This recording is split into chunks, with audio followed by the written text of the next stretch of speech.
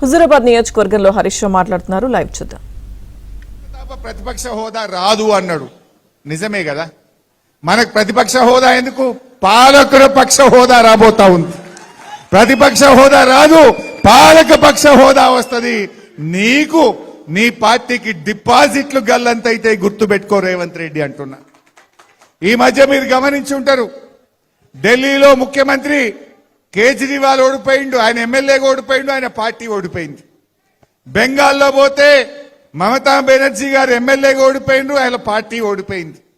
తమిళనాడు పోతే స్టాలిన్ ముఖ్యమంత్రి ఎమ్మెల్యేగా ఓడిపోయిండు, ఆయన పార్టీ ఓడిపోయింది. రేపు తెలంగాణలో కూడా రేవంత్ రెడ్డి ఎమ్మెల్యేగా ఓడతాడు, ఆయన పార్టీ కూడా ఓడిపోతుంది. గ్యారెంటీ మళ్ళొచ్చేది కేసీఆర్. ఎక్కడ పోయినా ప్రజలది ఒక్కటే మాట, కాంగ్రెస్ పోవాలి, కేసీఆర్ రావాలి. ఇలా అందరికీ ఇది అందరి మాట, విద్యార్థుల మాట, నిరుద్యోగుల మాట, రైతుల మాట, అవ్వాతాతల మాట, అక్కా చెల్లెళ్ళ మాట, మాట ఎవరిదైనా అందరిది ఒకే మాట, మళ్ళీ కేసీఆర్ రావాలి, బీఆర్ఎస్ రావాలి. ఇలా ప్రజల్లో స్పష్టత వచ్చింది.